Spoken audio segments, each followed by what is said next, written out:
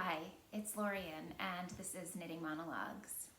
Today is Saturday. It's the 28th of December, and we are coming into the home stretch of the year and of the holiday season and of my break from school. I still have a handful of days left.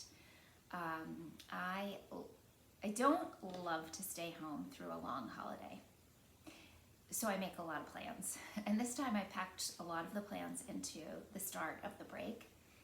My family went into New York City. We spent the night. We stayed fairly central to Midtown because in anticipation of possibly having cold weather, which we had very chilly days, like 12 degrees Fahrenheit,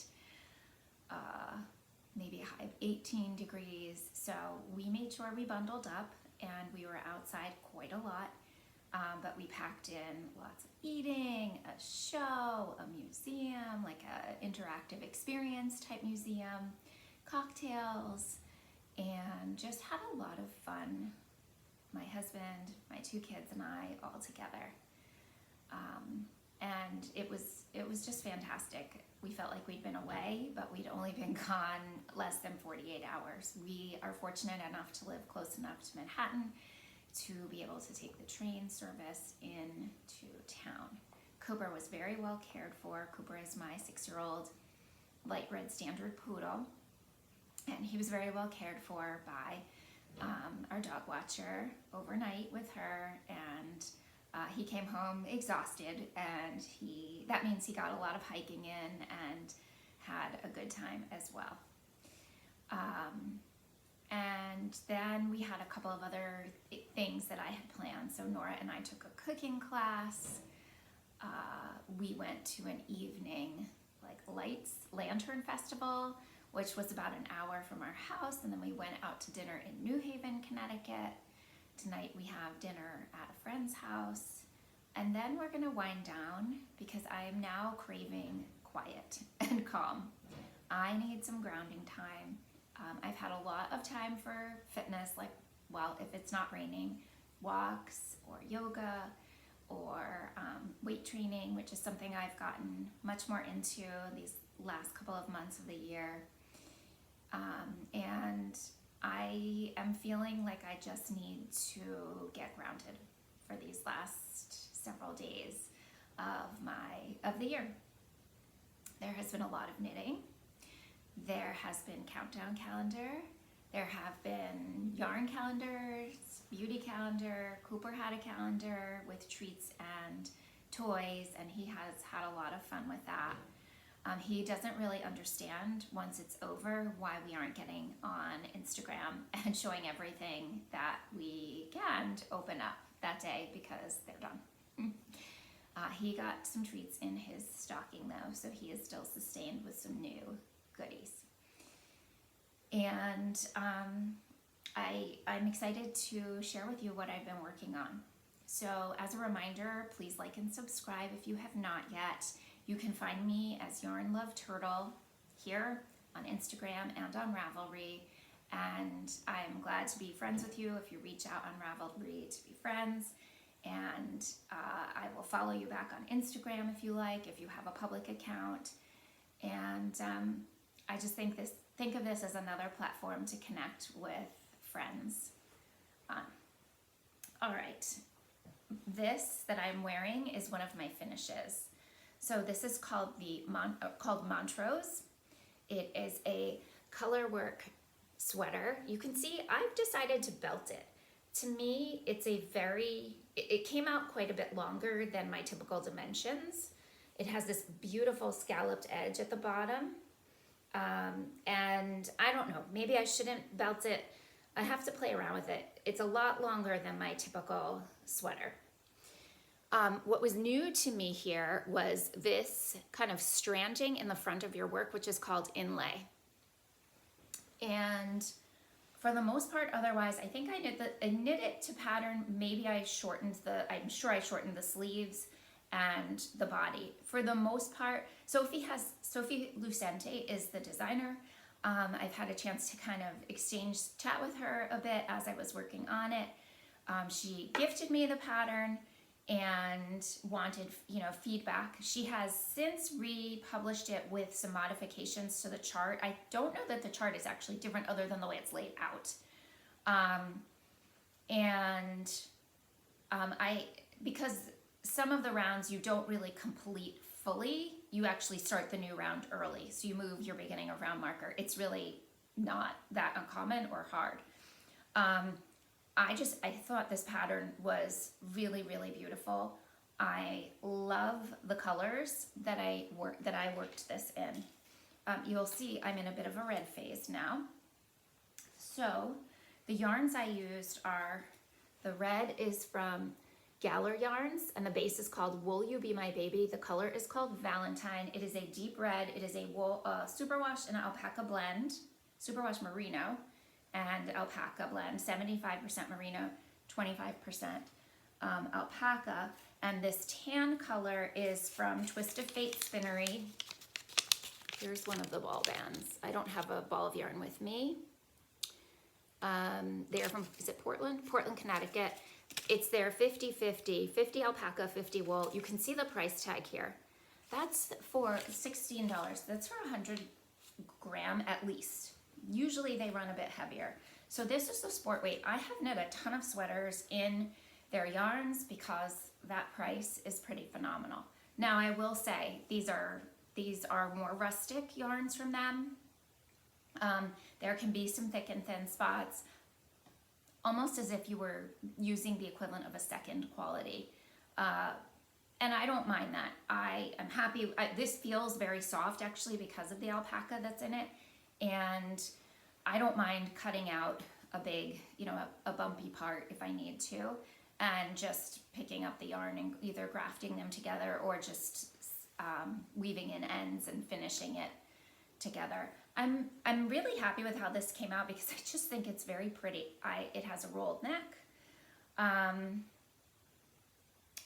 don't remember what the cuff, I think actually this cuff is supposed to fold under the long sleeve. There's a short sleeve and a long sleeve version, and I just wanted this kind of edging. I did an I-cord edging to sort of match this scalloped edge. Now that's not an I-cord, but I just thought it complemented it nicely compared to the folded edge, which has a little bit of a tip in that contrast color. What else can I say? I'm really happy with it. I felt like it took me a long time because I was trying to work on so many things at once. Towards the end of the year, I think I was just packing in a lot of projects and got a little distracted knitting my countdown yarns and another project, some things I'm going to show you, things that weren't actually in my plan, and so I didn't actually work on this as much as I thought I might, but I did finish it recently in December. I'm really happy with it. It'll definitely get worn. I'm wearing it, planning to wear it tonight actually. Okay, so next, let me just look at my notes here. Oh, another sweater. So I've showed this as well. This was in progress last time, and I have put up a finished picture. This is the Leith cardigan. It is a pattern by Clow, and every one of these looks different because the way that you can do the stripes is totally up to you. The thickness, the number of colors. For me, this was actually a scrappy project. All of this yarn is Green Mountain Spinnery Weekend Wool. It's a worsted weight cardigan. And I knit 3 other sweaters that these were the scraps from those sweaters. And I had enough of these, all the same base, and I just thought I've got to be able to put those together into something that's kind of fun. To me, it has a very like collegiate look when I wear it. I mentioned this on, I think, my last podcast, which was buttons. Man, where do you place buttons? I need a good video for that. I need a good tutorial. I've had friends share some thoughts about how far up to put them from the bottom, or the top, and then obviously you want to kind of space them kind of distance-wise somewhat similar for most sweaters, but how do you exactly know where? It's hard enough for me to pick buttons. So these buttons are actually from Favour Valley Woodworking. They are wood. Let me see, on the back it says they may be hand or gently machine washed and air dried or dry cleaned. If they get dull over time, rub them with mineral oil or furniture polish. I think I bought these from a vendor at, there's one left, I came with 6, so now I have an extra. But that's great for like a bag or something if you need to put a closure on a bag. They're basically cross sections of wood that have been treated. And thank you if you were, I put up a poll on Instagram because I was deciding between 2 different buttons that I had, and these seem to have won, and they won for me. The back, I should show you the back. So this is intarsia, just down the middle. And she shows you, Rebecca's patterns are very, I think they're very simply written and very generously written. So she gives you a lot of options. You buy one pattern, but you really get multiple designs worth in a single pattern. And she does give you some instructions on how to do the intarsia, because you're basically knitting straight across these 2 sections at once. So it's not as many pieces to put together afterwards. I will say one thing that, well, it took me a while and I'm happy with it in the end, but took forever, was this neckband. This neckband is double knit. It gives it a lot of structure and support, but it took me a long time. In part, I was hoping to have enough of the blue to go all the way around, and I just didn't. So I needed to switch to the white on half of it. These little pops of the fawn color. So this red color, maybe I'm not gonna remember. The white, I think it's called white. The blue is blue jay. The tan is fawn, and I'm gonna look so I get it right.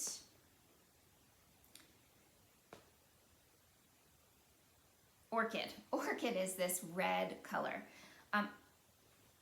Again, I'm really happy with it. I also just feel like it was such a great use of my scraps, and it's a really useful, versatile sweater. I don't have a lot of striped garments, and I'm happy to add that to my wardrobe. Okay, next up, more finishes. So, these mittens. I had such a ball knitting these. These are the Fair Isle Mitten MKALendar. So they were a mystery knit along, put out over the 25 days leading up to Christmas. The designer is Susanna Winter, who goes by Talvi Knits, and some friends were going to participate, and it's hosted on her, I think, a website. It's not necessarily hosted through Ravelry, but it was free. So it's an amazing way to have something to participate in the countdown in anticipation of the holiday season. I used stash yarns, so the yarns I use were Quince & Company Finch, and the gray is called Storm, and the cream is called Egret.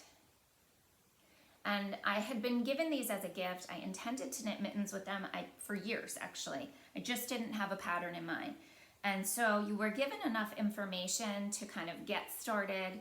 You had the option to do many colors, many contrast colors, one accent color and a main and a contrast, which is what I ended up doing. And every day people would post on the website page their progress. I also had a small group of friends on Instagram who were all participating at the same time, and so we chatted there as well, shared some strategies and tips, and it was just lovely to do. Mine has the folded edge at the bottom. You knit them bottom up. This is called a peasant thumb. It's probably not my best fitting thumb. I think I prefer a thumb with a gusset. The red color is one of my all-time favorites. It was one of the monthly club colors from Mitchell Wool Co. And it was their Targhee fingering. And it's just this beautiful, beautiful red, which was a February color. So I actually have another pair of mittens that use this, but I had enough left over, plenty, to use it as my accent color. Let's see, what else do I want to tell you? I don't have mitten blockers, so I improvise with sock blockers. So a mitten fits really, really well on the top of a sock blocker, especially there.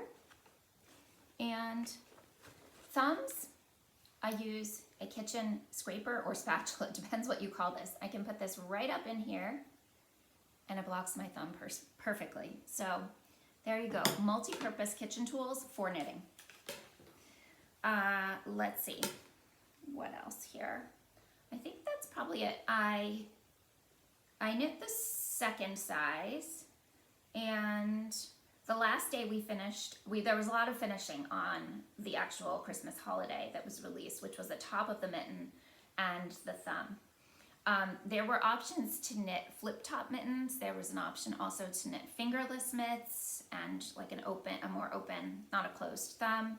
And it was just so fun to see everybody's interpretations, because I don't know, in other mystery knit-alongs, most of the time people are using a recommended amount of colors. Not always, but often. Here, people were doing all kinds of things. And one mitten was knit over the first 12 days, mostly. The other, the second 12 days, and then both were finished. And some people just knit, or decided, not just, but knit two of the same, so they matched. Some people didn't, mine don't. The red is wherever the designer recommended using the accent color. I do kind of wish I had a little bit of the accent color up top here. It's fine. It was a lot of fun. I would do this again, and but for one thing, what was nice was that you only had to do anywhere from maybe 5 to 10 rounds in a day. That's pretty manageable.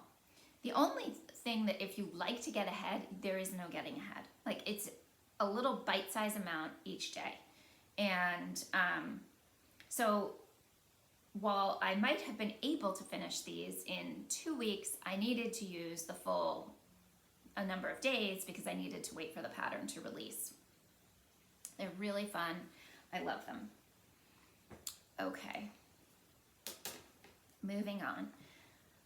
So the other countdown knit that I had purchased, it's the second year I've ordered the Freckled Whimsy 2024 Advent, and I've done the DK weight. This order was for 2 50-gram skeins of self-straping yarn, and they come, you just need to cake them up, and you start from the same edge. They are twisted together in one skein, so it looks a little deceptive when you open it up, but all of that is on the directions. You just have to read it. And then there's this like lovely note. The nice thing about this year is that not everyone's skein started in the same place. So it was the same set of colors. It was called Merry and Bright, and different, like I said, so it wasn't like you were spoiling it for somebody else. Truth is, you have to wind the whole thing up anyway. I'm totally cool with that. On these, I can knit them day by day, a stripe a day, or I can just go for it. So what I decided to make with this skein is the Palmistry DK mittens. And I'm gonna show you a picture because they became gifts and I don't have them here. So I ended up having enough for 2 pairs of mittens, which are right there. This is a pattern by Stephanie Lotven, and I think I have so much fun with it. She has quite a few designs that are tailored for self-striping yarns to make them look good. And I have knit the Palmistry in fingering weight, but this was the DK version. And everything, I had a lot of fun with it. One thing I will say is I did not do the first pair in the correct size for me. And so the hand was much wider. The thumb, the gusset it just grew too big. It just wasn't the right proportions. And so I went with a second pair, and I felt like, and I had used more than half of the skein. So I thought, let me just use a solid color for the cuffs, which is what I did. And then I built the rest of it from there, but I knit a size smaller. That pair came out perfectly. So I went back and re-knit the first pair to the size down. And then I probably would have had enough to do 2 mittens using the 1 skein of yarn. Again, lots of fun. I think it's an adorable gift. I loved the bright colors. It was just something different. Okay, next was a fail. And that happens. So during this time, Andrea Mowry released I think it was called the Plumped Up Cowl and a hat. And it was based on using Spin Cycle Plump base. And my local friends and I were chatting, and we thought, oh yeah, let's all knit the cowl. We can do that super quickly. And I was like, yeah, I haven't done brioche in a little bit, other than the West Knits Knit Along, which was in mostly October. And I thought, sure, I can add that. Well, I started it. I had the pattern, I started it. And to be honest, I didn't love the feel of the yarn that I was using. Nothing about the colors. I was using a base that was, let's see, it just had a higher than I'm usually used, although not really for socks or shawls I use this, but it was a 70% alpaca and a 23% nylon and a 7% merino. And it just, for me, I wasn't enjoying how working with it was feeling. So here's how far I got with it, and I frocked it. I was gonna keep going, and I thought I'll just give it away as a gift. And then, truth be told, I thought I'll just give the yarn. Even better, I get my time back, somebody else gets to enjoy the yarn. That's a win-win. So I took it out, put the cake together, added the band, tied them to the ball band, and I gave them to the Knitting and Crochet Club teacher in the high school where I work. And she said the kids are gonna love this. They love fluffy yarn. And I was like, this is just a win. 2 skeins out of my stash. I don't need a cowl. It's all good. One thing I do want to just back up and point out to you is that for those mittens, so these mittens with the peasant thumb they had a placeholder. You knit the placeholder stitches for the thumb, and then you re-knit over them. It's kind of an afterthought thumb, but you don't put them on. You knit straight through them.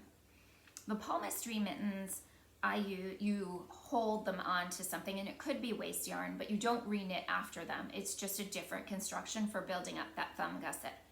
I really like to use these floops to do thumbs. I have 1 set of them. They are floppy, loopy stitch markers. They're called floops. And they're not new. They've been around for a while, but I do pull them out most often to knit mittens and as holders for thumbs, because you can really adjust the shape of them and they don't get in the way. They're very easy to knit off from or to slip the stitches off from. And I just wanted to show you that as well. Okay. In progress. So my husband has come to really enjoy hand knit sweaters, in part because I can do a lot of customization for him. He is very specific about the fit, the gauge, the style, and he loves the sweaters that he has that I have knit for him. It also means I do a lot of trying on for length, for size, proportion, you name it. So I had bought him some yarn also from Twist of Fate Spinnery. This is not the right ball band, but it is exactly the same as this sport, but it's the worsted. And I actually had bought those two together. This is the color that I bought for him. It is the wool and alpaca blend, a little bit darker, kind of a I don't know, maybe a walnut color, I guess I would say. And we were trying, I'd had it probably I've had it for a little over a year. And we were talking about what sweater he would like me to knit for him with that. And he does not, so we came to the decision on Riddari, which is a color work yoke sweater. Hold on, I'm gonna want to lose my stitches.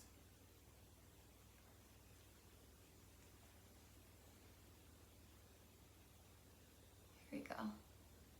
It has color work on the bottom as well. It is a pattern by Védís, Jónsdóttir for Ístex. It's designed in, I think it's Letlopi, bottom up construction, and he does not have any kind of color work yoke sweater so far. Let's see, a little bit on the sleeves. Sleeves are looking, here we go. I have definitely had a time with this. So, he has a fairly athletic build, and so he likes a fairly fitted sweater. Based on the proportions of this sweater, I am knitting him the extra large. But the sleeves, I am knitting one of the smaller sizes because his arms are not that big compared to the proportions in the pattern. So there's been a lot of trying on. There's been a lot of, initially I took one of the other sweaters that he loved, which was a raglan construction, and took the proportions from there, and the body was too short by like 2 inches. The sleeves would have been too short. So I'm hopeful that as I close this up, the sleeves don't get too short again. They have not been blocked for length. The body has. I also had, there is some tonality in the yarn, for sure. Some of it has been blocked and some hasn't, and I feel like I can see like where I would need to start the reblocking again. This main color is heathered, wherever I put it. Here. It's kind of a heathered look, and not all of the skeins, even though they're all more or less from the same batch, match. I think one of them was quite a bit lighter. The other ones seem to be coordinating fine. And now that I'm in the yoke, it's totally fine. So the other 3 colors that I am using are this chocolatey brown color is from HillTop Meadow Farm. It's the natural color. I actually have, this is left over from a sweater, 2 skeins left from a sweater I knit myself out of this color. And again, it's a farm yarn. There are some thick and thin spots, but for the most part, it's totally a pleasure to work with. I don't know, I'm not exactly sure what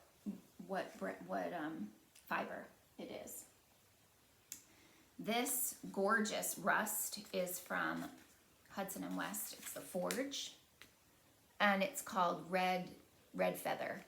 It is a fantastic color. I wanted to knit myself a sweater, a rust sweater, and I was kind of interviewing colors, and this was highly under consideration, but I needed a DK, and I wasn't sure how this was going to work up because theirs come in pinkering or worsted. And then the third color is Vitalana, which was by Knit Crate. This is the Vitalana what's it called? Ambient Worsted. It's a very pale icy blue called Fresco. So having fun with that, really am plugging along with the yoke and hope to get everything completed this calendar year. I feel pretty good. I think I have about 25 or so, if that, rounds to go, and they're only getting shorter and closer. Todd is kind of particular about the collar and how it lays and how high up it comes, so there might be some fiddling around with that, whether we just do a straight collar or a folded collar. I think it calls for a rolled neck. I don't know that we'll do that. We'll have to see how it looks, but part of the good thing is, like, he wears his sweaters because he has a hand in choosing the fit and the design elements to make sure there'll be something that he wears. Okay. I am also have swatched for the icing on the cake vest. I test knit the Cowl. It's a little tricky to see. It's a very soft cable. This pattern is by Beth McDonald Stone. This yarn is by Fiber MacGyver. It's her Surrey Silk DK base, and the colorway is called Shattuck. Again, like, I'm in this red phase. This is rust. I'm back to rust here. And is this a big enough swatch? Beth says we need to wash our swatch because hers, what did hers do? Did hers shrink? I can't remember. I think something happened odd with her swatch. And so she does say that she strongly recommends that we block our swatch. So I have to see. When I knit the Cowl, it was also in this yarn in a beautiful, gorgeous magenta, like bright orchidy, pinky purple, called Renegade. And mine came out much larger than the gauge. Now I've already sized down on my needle here, and I'm kind of in between sizes for the pattern. I don't want it, it's kind of wide and like wider and cropped, and I don't want that. I want it more fitted and longer. So I need to think about how I want to proceed with that, but I am beyond excited to be knitting with this base. I am hoping to have this come out, well, it will be done in time, but I'd like to maybe be wearing it to Vogue Knitting Live in New York City when I go in January. Okay. Next, new stuff. All right, I have been forgetting to show these to you. These adorable earrings. Oh, my hair is in the way. They're little yarn balls and needles. See that? They were a gift from a friend, a non-knitter friend, at our Thanksgiving Friendsgiving. I have no information. There's just a box and care instructions. It doesn't actually tell me who made them, but I just think they're adorable. So I wanted to show that to you. Okay, minis. I have minis galore. If you haven't watched my Instagram, I'm gonna grab a whole bunch. Those are the Playful Day set. I'm missing about 7 or 8. These are the Sorella Yarns and Explorer Knits and Fibers set. You can see they're much, for the most part, darker, more saturated, not as dusty colors. Those are both going to become blankets is my plan, and I need to do some research into which set will become which pattern, but that is my current plan. Let's see. I also made a purchase. I did order some yarn, but nothing that I opened. I told my family I have enough yarn. I have plans for things. I have ordered some. That has not come. They were custom dyed, and that's totally fine. I did get in on the Explorer Knits and Fibers, Leave No Trace, buy one, get one 50% off sale. I actually got in on the Leave No Trace, and then the sale happened, and it was retroactive.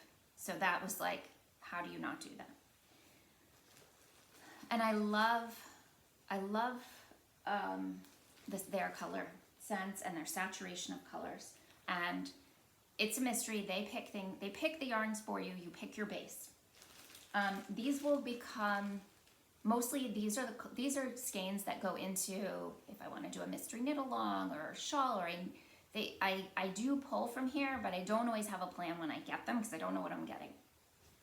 So leave no trace is how is them replenishing their exhausting their stock, exhausting their dye baths. It can be some seconds, and you can put in a request of color or not, like color wish or not this color, or would go well with this color.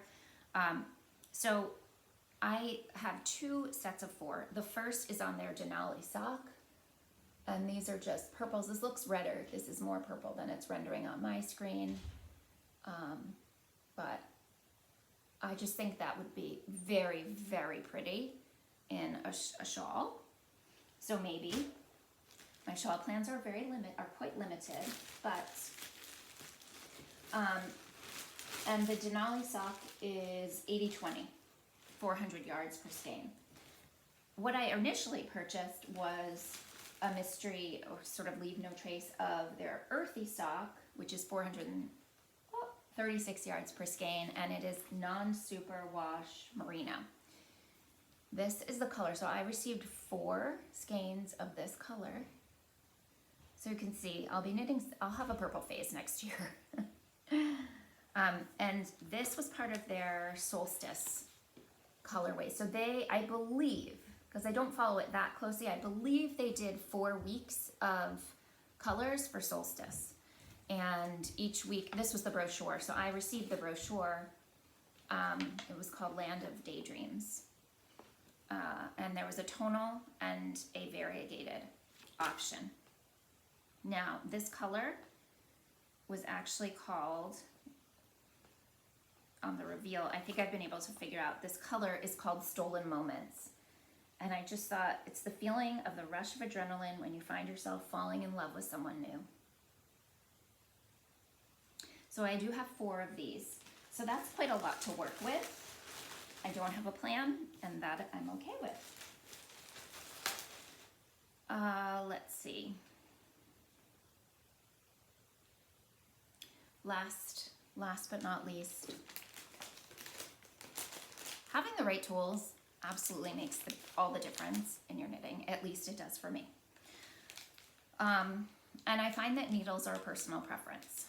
I knit these mittens on 9-inch circulars because I thought I would give that a try again.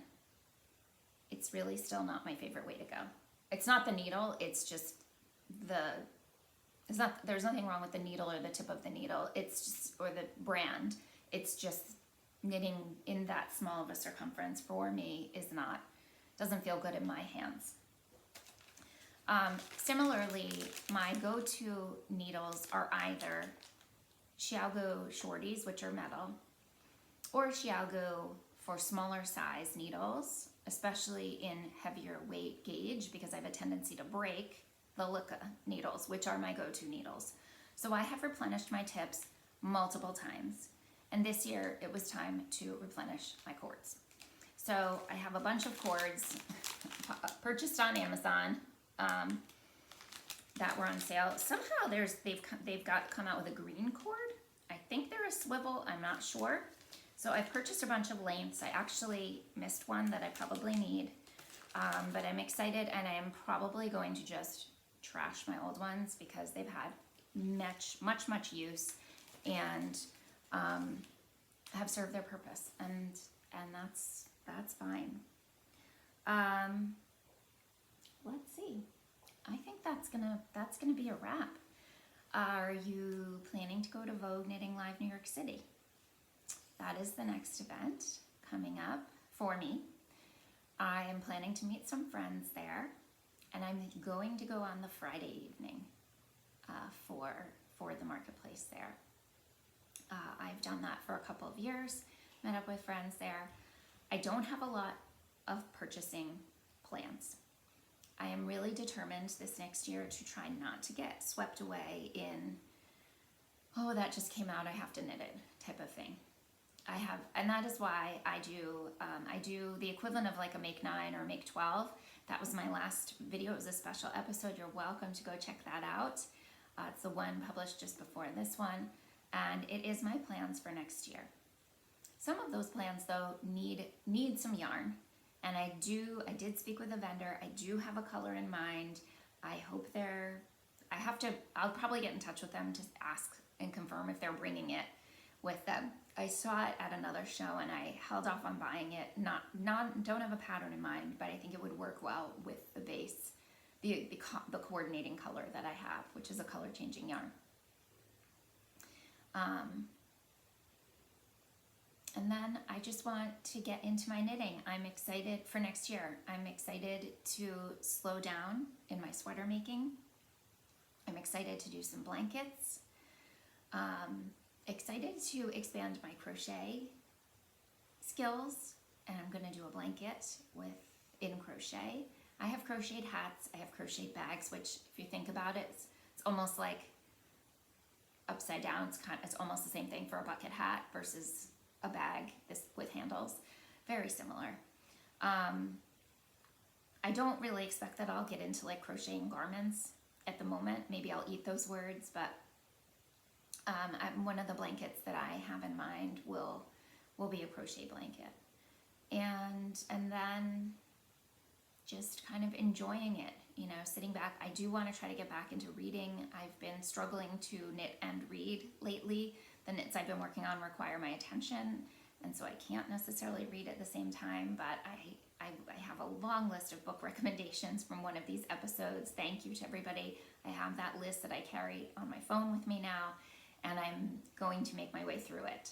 So tell me what your goals might be for the new year, if you have any. We have a lot of change coming. Most things will be the same. It's my son's last year at his university, and so we have some really lovely things to look forward to. But the thought that when he comes home after this holiday may not be home for him kind of hit me earlier today. And that's the way of the world. That's how it's supposed to be. That's okay. He may come home, we don't know, but he may end up somewhere else, and that is exciting and just part of adulting, as I chatted with him about. He seems excited for it. So that feels like a big change in the next year. We were lucky to have him home during his co-ops. We had an extra, maybe the equivalent of a year with him, because his degree required co-op time, so he worked in his field professionally and was able to get an amazing position while living at home. So that was just a bonus, really. And I think that's it. I'm going to sign off. I wish you all the blessings of good health and happiness and patience and fun and excitement and calmness in this new year. And of course, lots of knitting or whatever craft or whatever creative outlet that you pursue. I will see you then.